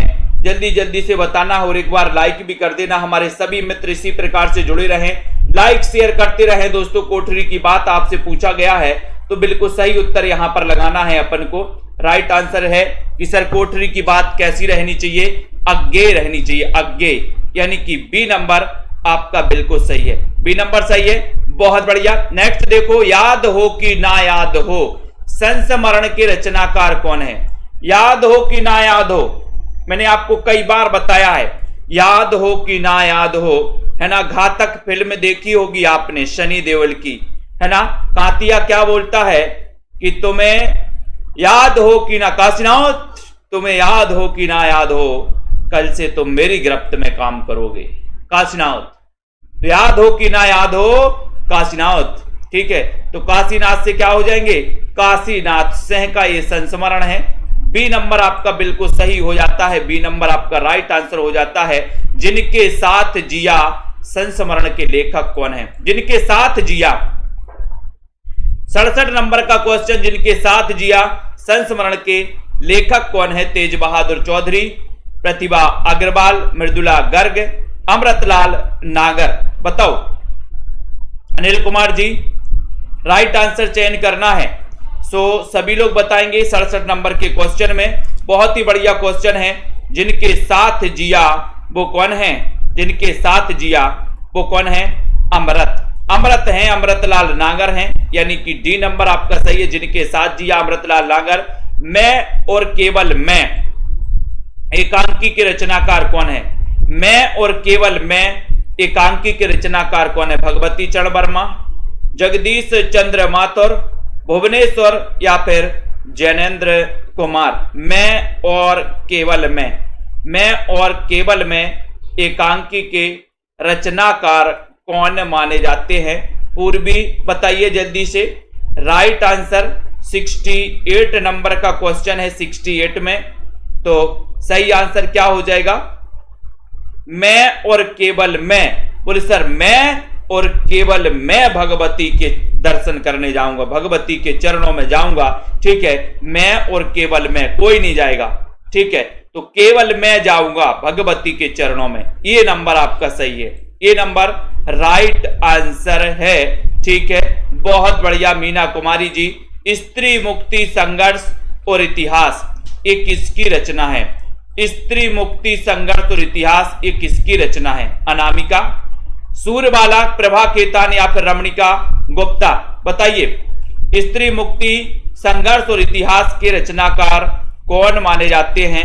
राइट आंसर बताना है रावंत जी, आशा अशोक प्रजापति सी। सभी लोग बताएंगे। 69 का बहुत ही बढ़िया क्वेश्चन पूछा गया 69 में, और आपका उत्तर है कि सर स्त्री मुक्ति संघर्ष और इतिहास की जो लेखिका है वो हो जाएंगे, कौन हो जाएंगे? जल्दी से बताएंगे उत्तर क्या हो जाएगा। फटाफट से उत्तर हो जाएगा रमणिका गुप्ता, यानी कि डी नंबर। डी नंबर सही लगाया पूजा जी, वेरी गुड। आचार्य शुक्ल का प्रथम सैद्धांतिक ग्रंथ कौन सा है? आचार्य रामचंद्र शुक्ल का प्रथम सैद्धांतिक ग्रंथ कौन सा है? आलोचना दर्श है, समालोचक है, काव्य में रहस्यवाद है या फिर कविता क्या है? ये है। आप बताएं आचार्य रामचंद्र शुक्ल का प्रथम सैद्धांतिक ग्रंथ कौन सा है? 70 नंबर के क्वेश्चन में, 70 नंबर में आपको बताना है। लाइक कर देना है, शेयर भी कर देना है। सभी साथी जल्दी जल्दी से इस सेशन से जुड़े रहें दोस्तों। रोज रात्रि एग्जाम पार में भी दोस्तों आपकी क्लास होती है, वो भी आप लोग देखा करें। ठीक है, एग्जाम पार में, है ना, उसमें भी आपके लिए हिंदी में प्रैक्टिस करवाई जाती है दोस्तों। ठीक है, तो यहां पर आपसे एक क्वेश्चन पूछा गया बढ़िया सा, उसका जवाब आपका आना चाहिए कि आचार्य रामचंद्र शुक्ल का प्रथम सैद्धांतिक ग्रंथ कौन सा है? 70 नंबर का क्वेश्चन पूछा गया और आपका उत्तर चला गया कि सर वो उत्तर है काव्य में रहस्यवाद। सी नंबर, काव्य में रहस्यवाद सैद्धांतिक पूछा तो काव्य में रहस्यवाद लगाना है। नई कविता का आत्मसंघर्ष, इसके लेखक कौन है? नई कविता का आत्मसंघर्ष 71 नंबर का क्वेश्चन है। बताओ 71 नंबर के क्वेश्चन में नई कविता का आत्मसंघर्ष के रचनाकार कौन है? 71 का उत्तर, और एक बार लाइक भी करना है। नई कविता का आत्मसंघर्ष, इसके लेखक कौन है बताइए फटाफट से। नई कविता का आत्मसंघर्ष है ना, बोले सर नई कविता आत्मसंघर्ष कर रही है कि हमारी मुक्ति हो जाए, है ना। तो नई कविता क्या कर रही है? आत्मसंघर्ष कर रही है। किस लिए? मुक्ति के लिए। आप लोग तो कर रहे हैं मुक्ति के लिए, बोले सर हम आत्मसंघर्ष कर रहे हैं नौकरी के लिए, मुक्ति के लिए नहीं अभी। तो ये सी नंबर, मुक्ति बोध, सी नंबर बिल्कुल सही है। पंत की कौन सी छायावादी रचना नहीं है? छायावादी रचना नहीं है पूछा है। युगवाणी, ग्रंथि, वीणा या फिर पल्लव? जल्दी से बताइए। कितने साथियों को नोट्स मंगवाना है दोस्तों? संपर्क कर सकते हैं आप लोग और नोट्स मंगवा सकते हैं, अपने घर पर नोट्स मंगवा सकते हैं। और जिन भी साथियों को लाइव कोर्स में एडमिशन लेना है तो आप 1200 में 12 महीने और 15 अप्रैल से न्यू बैच स्टार्ट, 15 अप्रैल से न्यू बैच स्टार्ट है। तो सभी साथी शुरुआत से पढ़ने का दोस्तों सौभाग्य मिलेगा। पंत की कौन सी छायावादी रचना नहीं है? तो आपको पता है कि सर युगवाणी, युगवाणी इनकी छायावादी रचना नहीं है, ये तो इनकी प्रगतिवादी रचना है। ठीक है, तो ये नंबर बिल्कुल राइट आंसर है। कुआसी, कुआसी किसकी रचना है? बहुत अच्छा क्वेश्चन पूछा गया यहाँ पर। कुआसी की रचनाकार कौन है? कुआसी की रचना आपको बतानी किसने की है? हरप्रीत जी, मंजू जी, वंदना जी, अमन, अमन जी, सभी लोग बताएंगे 73 नंबर के क्वेश्चन में। एक बार लाइक भी करते चलो सभी साथी। राजीव जी, मोहित जी, सही आंसर यहाँ पर कुआसी किसकी रचना है ये आपसे पूछा गया 73 नंबर में। और 73 का आंसर जा रहा है कि सर कुआसी पूछा है तो आप बाल कृष्ण शर्मा नबील लगा देना, डी नंबर लगा देना। ठीक है, बिल्कुल सही बताया है माया राम जी। छायावाद की प्रथम प्रयोगशाला किसे माना जाता है? इतना अच्छा और सरल क्वेश्चन आपसे पूछा गया है। तो बताइए मधु धिम्मन जी, राइट आंसर क्या हो जाएगा यहाँ पर? कुमकुम जी, सभी साथियों को जरूर बता दें कि 15 तारीख से नया बैच स्टार्ट हो रहा है। जिनको भी एडमिशन लेना, हिंदी साहित्य को रेगुलर करना है, रेगुलर अध्ययन करना है तो आप रेगुलर पढ़ सकते हैं। छायावाद की प्रथम प्रयोगशाला किसे माना जाता है? 74 नंबर का क्वेश्चन है और आपका उत्तर चला जाएगा क्या माना जाता है प्रथम प्रयोगशाला? झरना को। अब झरना तो आपने बता दिया कि ये जयशंकर प्रसाद की रचना है, लेकिन इसका रचना काल क्या है ये भी आपको बताना है। बताइए राज रानी जी, विश्वास मलिक जी, इन मुसलमान हरिजनन पे कोटिन हिंदू बारिये, ये जो पंक्ति है ये पंक्ति किसकी है? इन मुसलमान हरिजनन पर कोटिन हिंदू बारिये, ये पंक्ति किसकी है बताएं जल्दी से। ओपी सिंह जी, इन मुसलमान हरिजनन पर कोटिन हिंदू बारिये, ये जो पंक्ति है किसकी मानी जाती है? और लाइक भी कर दो। जगदीश जी, गीता खलील जी, राजरानी जी, ठीक है, बिल्कुल राजरानी जी ले लिया आपका नाम। ठीक है, उत्तर हो जाएगा यहाँ पर भारतेंदु की पंक्ति है। रसखान के बारे में इन्होंने कही थी। आधुनिक हिंदी काव्य का बैतालिक किसे कहा जाता है? बहुत अच्छा क्वेश्चन, 76 नंबर का क्वेश्चन पूछा गया। आधुनिक हिंदी काव्य का बैतालिक किसे कहा जाता है? भारतेंदु को, प्रेमघन राधाकृष्ण दास या फिर बाल मुकुंद गुप्त को? बताएं। सीताराम जी, प्रेमा जी 76 नंबर के क्वेश्चन में, और 76 नंबर में आपका उत्तर हो रहा है कि सर आधुनिक हिंदी काव्य का जो बैतालिक कहा जाता है वो भी भारतेंदु को ही कहा जाता है। ये नंबर बिल्कुल सही बताया अशोक प्रजापति जी, दारसू शर्मा जी। हो होरी किसकी कृति है? 77 नंबर का क्वेश्चन, जल्दी से बताइए, फटाक से बताना है। बलविंदर जी, अंजना जी, हो होरी, हो होरी, ये बताना है, चयन करना है कि ये कृति किसकी है। 77 नंबर के क्वेश्चन में 77 नंबर का क्वेश्चन है और आपका सीधा आंसर जा रहा कि सर हो होरी इसके रचनाकार हैं। बताओ कौन बता रहा है सबसे पहले? 77 में सी बताया बुलडोजर बाबा ने, अंबिका दत्त व्यास। अंबिका दत्त व्यास दोस्तों सी नंबर भारतेंदु युग के कवि माने जाते हैं। हो होरी। मध्यकालीन धर्म साधना किसका निबंध है? मध्यकालीन धर्म साधना निबंध के लेखक कौन है? रतिपाल जी। बिंदु लता जी बताइए। अनुराग जी, भावना जी, आकाश जी, रश्मि जी बताएं मध्यकालीन धर्म साधना किसका निबंध है? रामचंद्र शुक्ल का, महादेवी वर्मा का, हजारी प्रसाद द्विवेदी या फिर विश्वनाथ प्रसाद का? किसका है? कमलाकांत जी, मध्यकालीन धर्म साधना निबंध के लेखक कौन है? 78 नंबर का क्वेश्चन है। पूजा राणा जी, ओम प्रकाश जी बताइए 78 नंबर में। और दोस्तों सभी लोग लाइक जरूर कर दें। मध्यकालीन धर्म साधना, मध्यकाल में हमें धर्म साधना हजारों बार करना है। मध्यकाल में धर्म साधना कितनी बार करना है? हजारों बार करना है भैया, ठीक है। याद रख लेना। आपको पता है कि ये 3 अवस्थाएं, एक तो बचपन, एक दोस्तों जवानी और एक बुढ़ापा, ठीक है। ये जो जवानी है ये मध्यकाल है अपना, जवानी। और इस जवानी में हमें हजारों बार धर्म साधना करना है। इस बुढ़ापे का कोई निश्चित नहीं है कि इस बुढ़ापे तक आप पहुंच पाते हो कि नहीं। तो इस जवानी में ही कर लो धर्म साधना।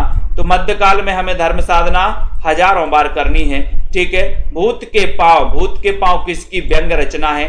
जल्दी बताओ। भूत के पांव पीछे बताएं। 79 नंबर का क्वेश्चन है, सभी लोग बताएंगे। लाइक करना है। रविंद्रनाथ त्यागी, हरिशंकर परसाई, शरद जोशी, केपी सक्सेना।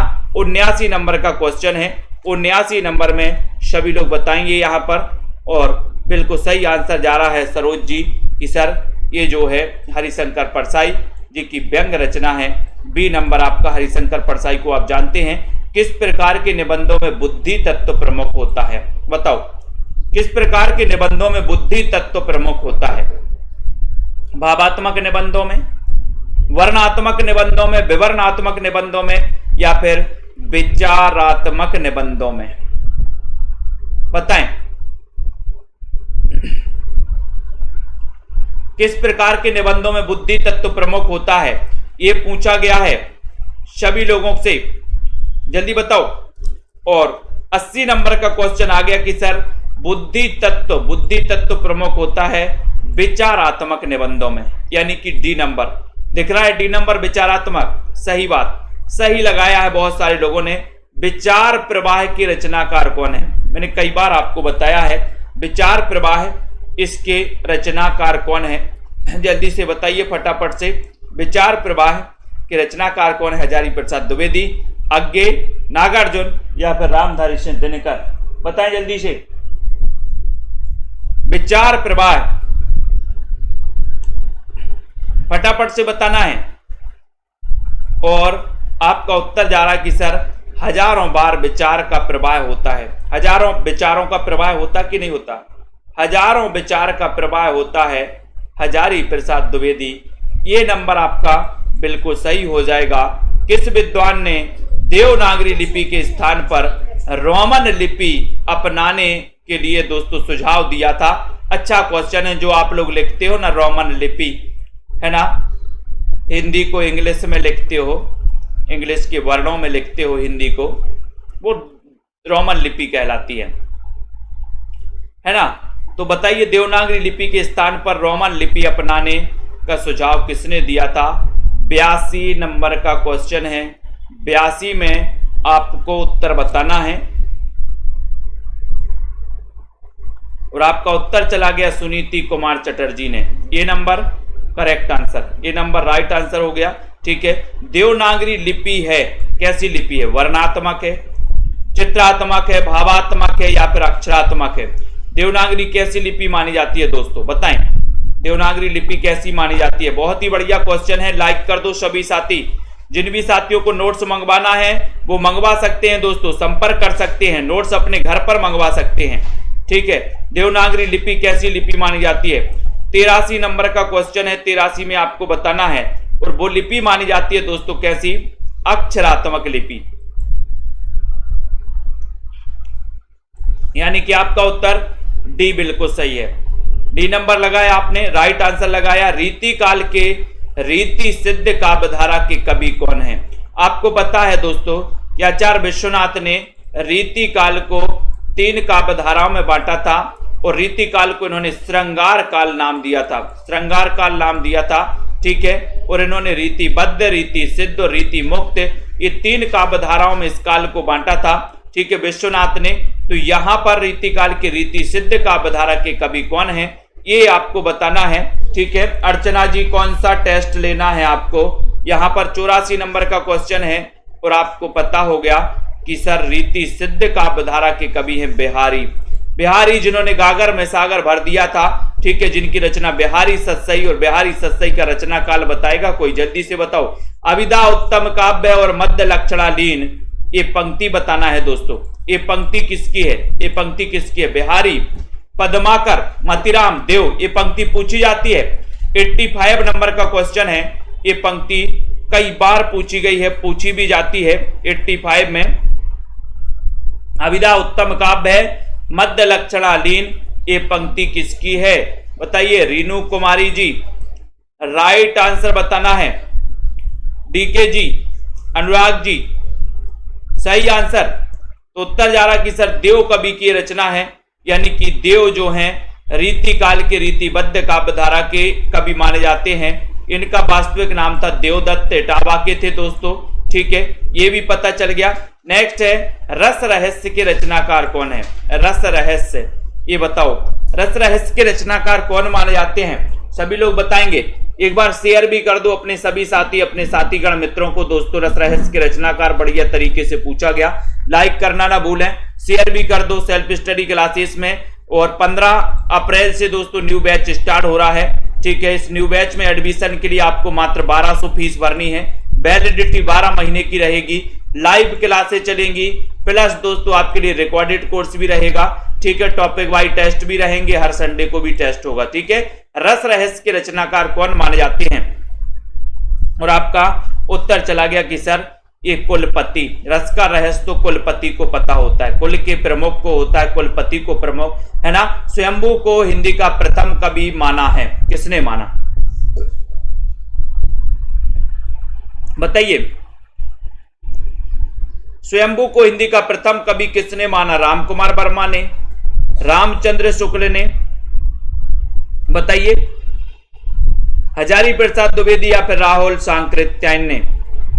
स्वयंभू को हिंदी का प्रथम कवि किसने माना? अच्छा क्वेश्चन है दोस्तों, आपको बताना है।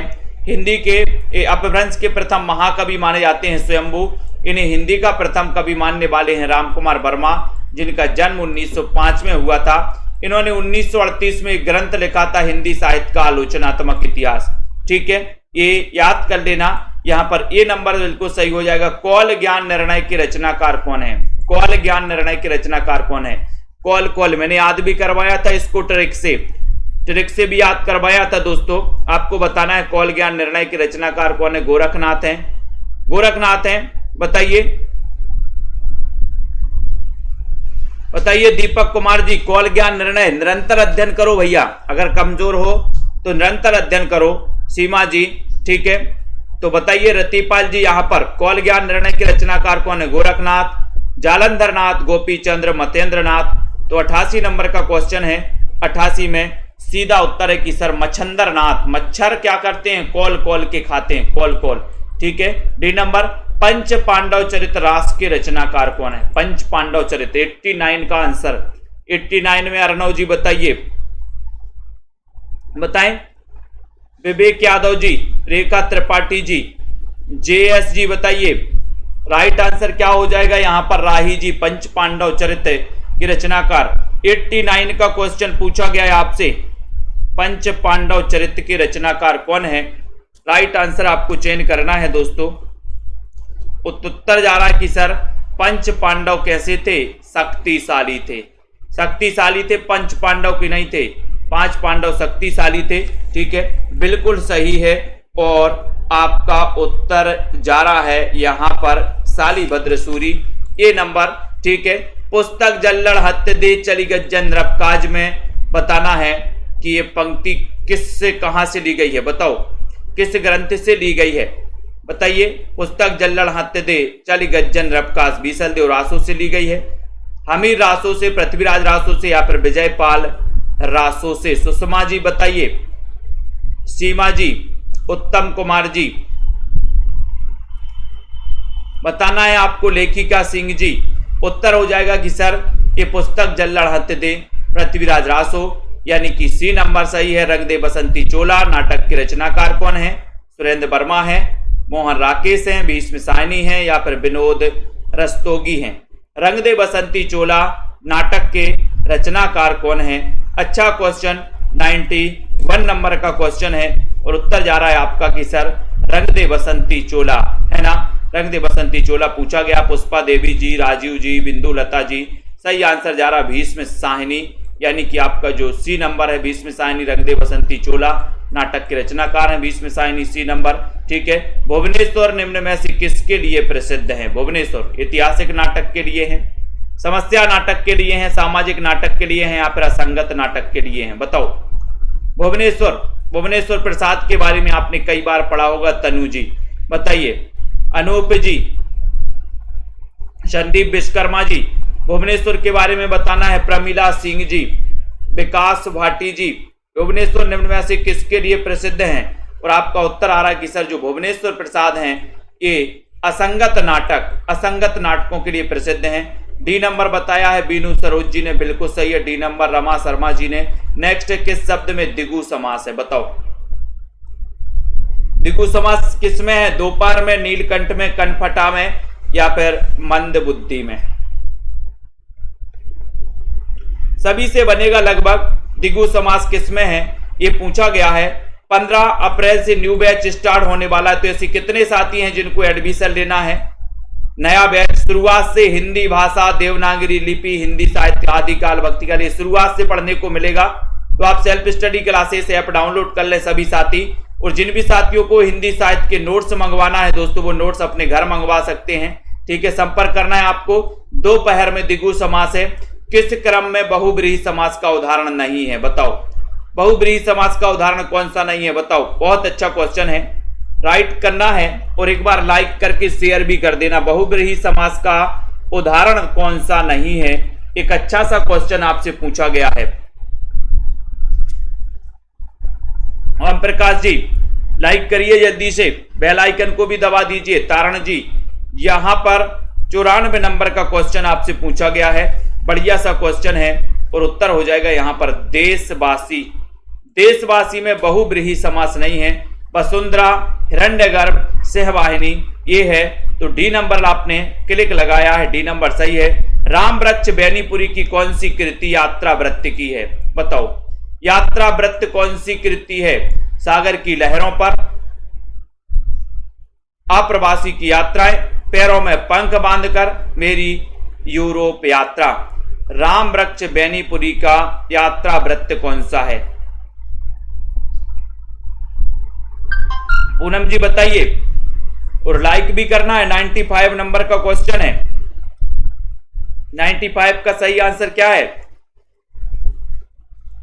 और बहुत सारे लोगों ने, कुछ लोग डी बता रहे हैं, लेकिन ये पैरों में पंख बांधकर ये यात्रा व्रत है इनका। और उड़ते चलो, C number correct answer, right, very good. उड़ते चलो यात्रा व्रत के रचनाकार कौन है? उड़ते चलो बताइए। तारसू जी, पुष्पा जी बताइए, सुशील जी।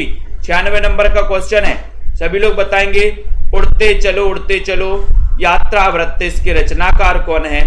और बहुत ही बढ़िया क्वेश्चन पूछा गया, लाइक कर दें सभी साथी, शेयर भी कर दिया करो दोस्तों। उड़ते चलो 96 नंबर के क्वेश्चन में राइट आंसर है राम वृक्ष बेनीपुरी और वृक्ष पर बैठ जाओ, ठीक है। एक स्वाभिमानी अध्यापक के जीवन संघर्ष को कथा बनाकर लिखा गया उपन्यास कौन सा है? कथा बनाकर लिखा गया उपन्यास कौन सा है? नदी यशस्वी है, डूबते मस्तूल, पतबंधु था या फिर धूमकेतु एक श्रुति। एक स्वाभिमानी अध्यापक के जीवन संघर्ष को कथा बनाकर लिखा गया दोस्तों, यहां पर एक उपन्यास है, वो कौन सा है? 97 नंबर का क्वेश्चन है और वो क्वेश्चन है दोस्तों, यह पतबंधु था, नरेश मेहता। नरेश कैसे बन गया? ये जो है एक स्वाभिमानी अध्यापक के जीवन संघर्ष को लिखा गया है। देहाती दुनिया इसके रचनाकार कौन है? इसके लेखक कौन है? देहाती दुनिया के लेखक कौन है? निराला जी हैं क्या? शिवपूजन सहाय हैं? बताइए जल्दी जल्दी से। देहाती दुनिया के लेखक कौन माने जाते हैं? अस्क हैं, प्रेमचंद जी हैं, कौन माने जाते हैं? लाइक कर दो सभी साथी। लवली जी, बीनू जी, पुष्पा जी। और देहाती दुनिया में शिव की पूजन ही सहाय होती है। देहाती दुनिया में शिव की पूजन ही सहाय होती है। बी नंबर, शिव की पूजन सही है। तरुण के स्वप्न के लेखक कौन है दोस्तों? 99 नंबर का क्वेश्चन है। तरुण का स्वप्न क्या होता है? तरुण मतलब होता है युवा, और युवा का स्वप्न क्या होता है कि तुम मुझे खून दो और मैं तुम्हें आजादी दूंगी, यानी ठीक है, आजादी दूंगा, यानी कि सुभाष चंद्र बोस। ये तरुण के स्वप्न, इनकी आत्मकथा, इसके लेखक है। बी नंबर, कहीं ना जाए का कहिए। कहीं ना जाए का कहिए, इसके लेखक कौन है? इसका उत्तर आपको कमेंट में लिखना है दोस्तों। इसका उत्तर आपको कमेंट में बताना है। कहीं ना जाए का कहिए, इसके लेखक कौन है? ठीक है। अब हमारे जितने भी साथी हैं, जिसको भी कोर्स लेना है, अगर आपको पीडीएफ कोर्स लेना है तो आप पीडीएफ परचेस कर सकते हो। आप हिंदी साहित्य के संपूर्ण कोर्स में एडमिशन ले सकते हो, तो ये वाला जो कोर्स है इसमें आप ले सकते हो दोस्तों।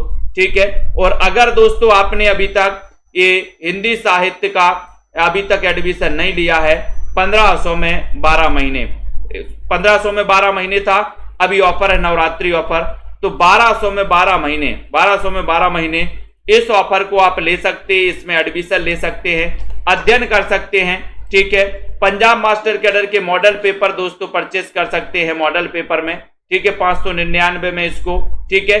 उसके बाद दोस्तों हिंदी साहित्य के ट्रिकी नोट्स जिनको भी मंगवाना है वो ट्रिकी नोट्स मंगवा सकते हैं हिंदी साहित्य के। ठीक है। घर बैठे संपर्क करना है आपको। सेल्फ स्टडी क्लासेस ऐप आपको डाउनलोड कर लेना है। ठीक है। रावंत जी, पुष्पा, सुशील, बाहुबली, कटप्पा जी, पूनम जी, प्रीति, बुलडोजर जी। ठीक है, बिल्कुल, शांति जी, राजरानी जी, प्रमोद जी, मंजू जी और कमलाकांत जी हैं, लवली ठाकुर हैं, पूनम जी, मधु धिम्मन जी। सभी साथी पढ़ते रहें, अध्ययन करते रहें। और ये जो 15 तारीख से सेशन स्टार्ट होने वाला है, इस सेशन से जरूर जुड़ जाए। न्यू बैच स्टार्ट हो रहा है, इस सेशन से आप जुड़ सकते हो, पढ़ सकते हो, अध्ययन कर सकते हो। ठीक है। और दोस्तों लाइक शेयर करते रहें, बढ़िया तरीके से पढ़ते रहें। ठीक है, बहुत बढ़िया। सभी को धन्यवाद दोस्तों, अध्ययन करें। जय हिंद।